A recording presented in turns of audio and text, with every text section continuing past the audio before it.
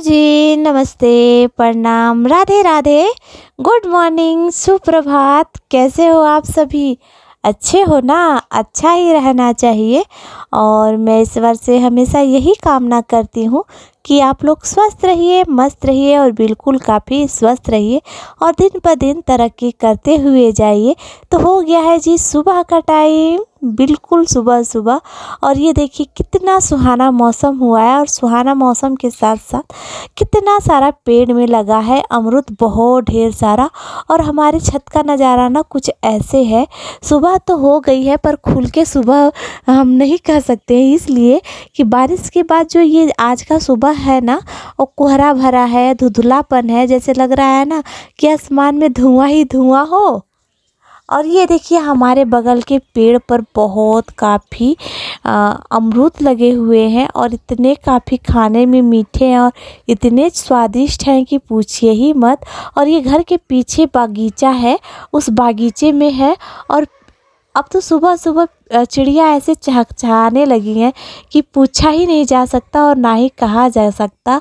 और जो कल के दिन में बारिश हुआ था ना, तो ये सब देखिए ऐसे ढक रखे हैं हम लोग और इसमें ठह ठह पर पानी है। और जब धूप होगा ना तो इसको हटाया जाएगा ताकि इस पे भी धूप लग ही जाए। और हम आ गए हैं नीचे और नीचे आते ही आते जी हम लग गए अपने फिर से कामों में, क्योंकि ये काम करना बहुत काफ़ी ज़रूरी है। और घर में जब तक झाड़ू नहीं लगता है ना, जैसे लगता है कि पूरा घर बिखरा बिखरा और बहुत काफ़ी गंदगी जैसा है। तो ये चौकी ना 2-3 दिन से इतना व्यस्त था कि इस पे बैठने के लिए जगह नहीं था, इतना काफ़ी इस पे कचरा हम लोग मचा दिए थे। तो आज मैंने सारा उस पे का कचरा हटा ही दिया है। कचरा पे वही था, बच्चों का कपड़ा था, मेरा कपड़ा था, बैग था। क्योंकि ये शादी में जाने से ना ये होता है, बहुत सारे कपड़े हो जाते हैं, उसको मैनेज करना मेरे लिए दिक्कत भरा हो जाता है। फिर भी उस चीज़ को करना बहुत काफ़ी ज़रूरी होता है। तो जी बात करते करते मेरे घर का लग गया है पूरा झाड़ू। और ये जो सारा कचरा है ना, मैं इकट्ठा करके एक जगह उठा लेती हूँ। और जी हम लोग अचानक निकल चुके हैं।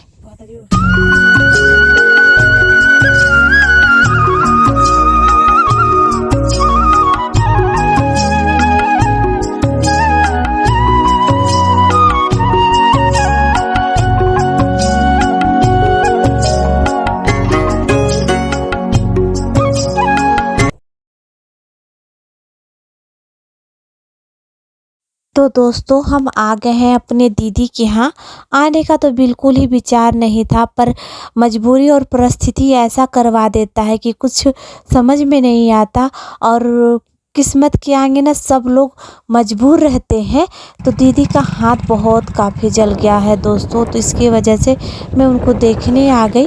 और देखने के बाद ना तुरंत से मुझे घर के लिए निकलना था, क्योंकि मेरे घर पर भी कोई नहीं है। बस यही बहुत काफ़ी तकलीफ भी हो रहा था अंदर अंदर। दीदी के पास किसी न किसी को रहना चाहिए, पर क्या करे, कहते हैं ना कि मजबूरी के आगे किसी सबके मजबूरी के आगे घुटना को टेकना ही पड़ जाता है। तो आज मेरे साथ वैसे ही हुआ है, समझ लीजिए मजबूरी के आगे घुटना ही टेकना हो गया है। और उनका दासा देख के ना बस ऐसे लग रहा था कि अब रो दूँगी तब रो दूँगी, पर मैंने रोया नहीं, समझ लीजिए। बस ऐसे लग रहा था कि बस रह जाऊं, पर क्या करें, बच्चों को भी देखना है और घर पे कोई नहीं है, इसके वजह से बहुत दिक्कतें हो रही हैं। और ये देखिए हरा भरा खेत बहुत काफ़ी खूबसूरत लग रहा है। और घर पे आने के बाद ना तुरंत से अपने कामों में मैं लग गई हूँ, थोड़ा सा आराम की हूँ और आराम करने के बाद मैं तुरंत से लग गई हूँ कामों में। और ये काम करना बहुत ज़रूरी है। ज़रूरी इसलिए है कि चना खेत में जब बोया गया था तो वो चना अच्छे से नहीं हो पाया है, तो उसमें कहीं कहीं बहुत काफ़ी फाफर है। तो उसी के लिए चना मैं बीन रही हूँ। जो मोटा मोटा चना है उसको साइड में रख लूँगी और जो किरकिच वाला है उसको साइड में कर दूँगी। और इसको बना लेने के बाद ना मैं इसको भिगो दूँगी ताकि जल्दी से उसमें अंकुरित आ जाए। और भिगोया हुआ चना ना जल्दी जल्दी निकल सा जाता है और हम लोग धरती में जब डालेंगे और जब फूलेगा तब उसमें से अंकुरित निकलता है। और इसको जल्दी मुझे बनाना था और जल्दी भिगो देना था और सुबह ही इसका रुपाई होगा। जहाँ जहाँ पर चना नहीं हुआ है वहाँ वहाँ पर लगाया जाएगा। और कभी मैं खेत में अगर गई चना के खेत में दोस्तों, तो आप लोगों के साथ ज़रूर शेयर करूँगी चना का खेत। और चना का साग बहुत काफ़ी टेस्टी होता है। और ये पिछली साल चना लगाया गया था तो उसी में का ये चना है। और घर का ही चना हम लोग खेत में लगा देते हैं तो बहुत काफ़ी अच्छा और पूरे साल के लिए हम लोग का चना हो जाता है।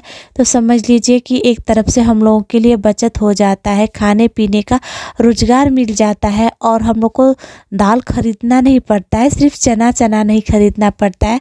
और देखिए, जब तक घर में अगर किसान लोग के घर में अनाज ना रहे ना तो वो किसान नहीं कहलाता है। तो दोस्तों मैं आ गई हूँ छत पर और छत पे आने के बाद ना इतना खूबसूरत धूप निकला है तो मन तो खुश हो गया है। 2-4 दिन के बाद जो धूप निकला है ना, अच्छा लग रहा है। और ये धूप ना शरीर में बिल्कुल ही नहीं पता चल रहा है।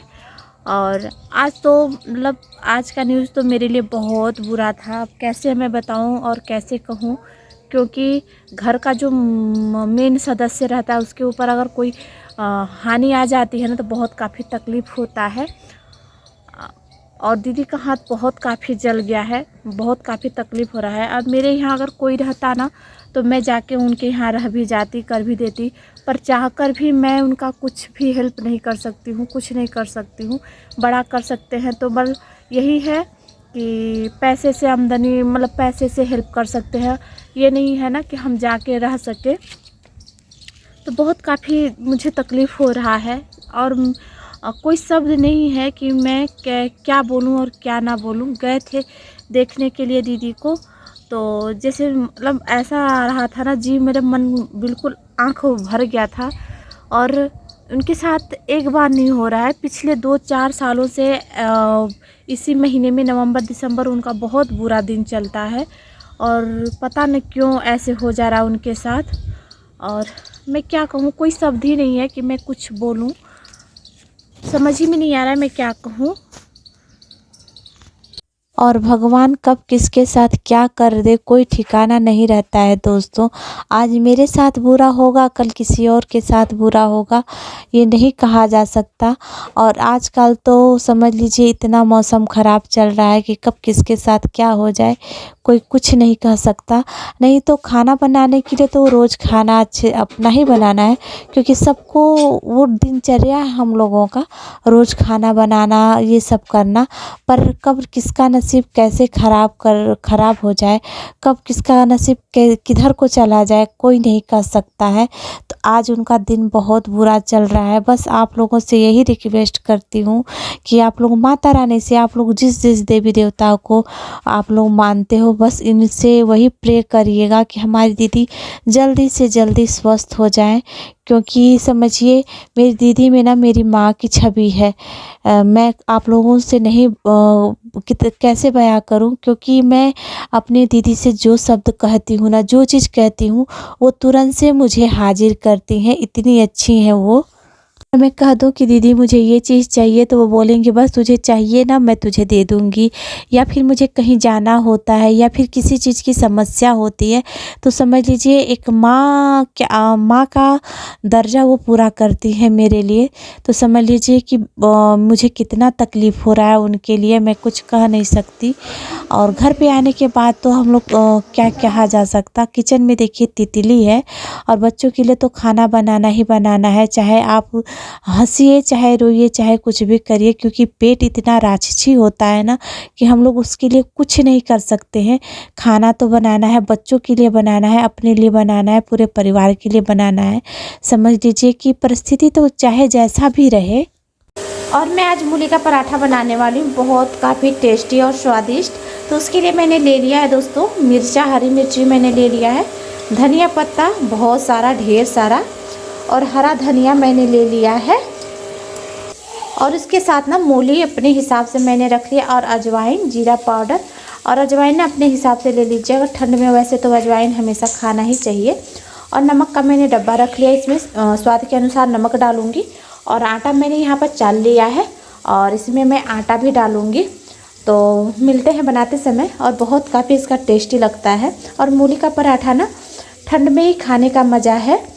और इसके साथ ना चटनी मिल जाए तो बस पूछना ही क्या है। तो चटनी भी बनाएंगे अभी। तो दोस्तों यहाँ पर मैं मूली की पराठा बना रही हूँ, जो कि मैंने सारा सामग्री आप लोगों को बता दिया है। और यहाँ पर मैंने आटा डाला है और इसको बहुत काफ़ी अच्छे से मिक्स करेंगे। और मैंने यहाँ पर गलती किया है, ये पहली बार गलती हुआ है मेरे से। आप लोग ये गलतियाँ मत करिएगा दोस्तों। अगर जब बनाना होगा ना तभी इस मूली के पराठे वाला जो आटा है उसी टाइम गूँथिए और उसी टाइम बनाना स्टार्ट करिएगा, ताकि वो ख़राब ना हो और दिक्कत ना करे। और समझ लीजिए दोस्तों कि अगर थोड़े देर के लिए आप लोग छोड़ दे रहे हैं ना, तो इतना काफ़ी गीला हो जाएगा और पिलपिला सा हो जाएगा कि बनाने में आप लोगों को दिक्कत होगी। और ये मैंने आज क्या किया है मैं आप लोग को बता रही हूँ।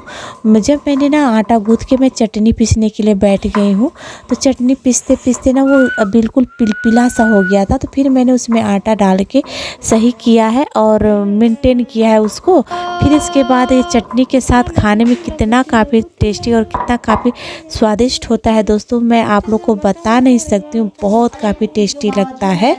और दोस्तों पराठा हो या फिर और कुछ हो, पकौड़ी हो, वो टमाटर के चटनी के साथ ही बहुत काफ़ी टेस्टी लगता है। या फिर दही हो, दही के साथ भी अच्छा लगता है, छाछ के साथ भी अच्छा लगता है। पर अधिकतर हम लोग ना टमाटर की जो चटनी होती है उसी के साथ खाते हैं।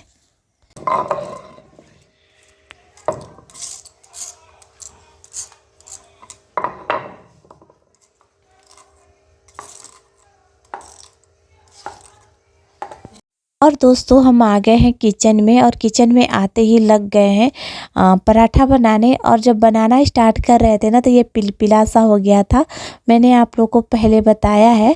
फिर मैंने इसको रोक दिया और रोक देने के बाद ना दोस्तों मैंने इसको फटाफट लोई लगा, आटा नीचे रखा।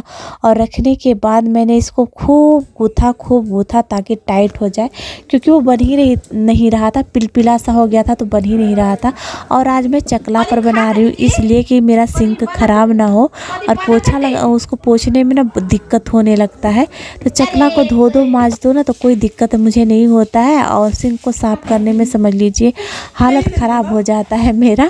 तो इसीलिए मैं सिंक पर नहीं बनाई हूँ। उस पर ना मोटा परत जैसा बैठ जाता हो तो वो देखने में भी बहुत काफ़ी बुरा लगता है। ऐसा लगता है कि बस इस पर खाना ना कुछ बनाओ, ऐसा लगता है।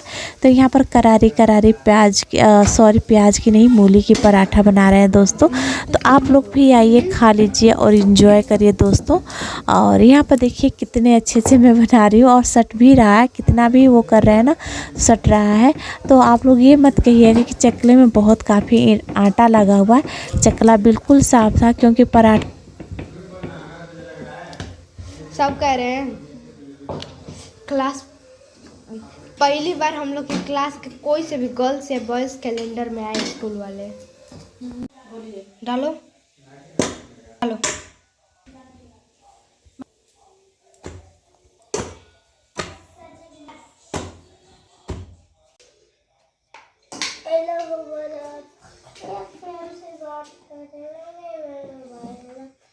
तो दोस्तों आपके लिए मैंने मूली का पराठा और थाली तैयार कर दिया है।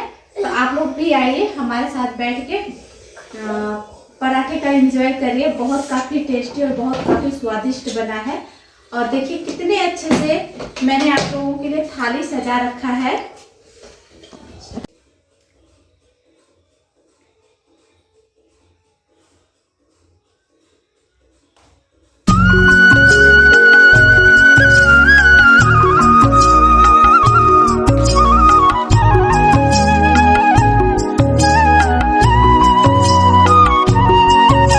दोस्तों ये वीडियो कैसा लगा है हमको ज़रूर बताइएगा और मिलते हैं अगले ब्लॉग में।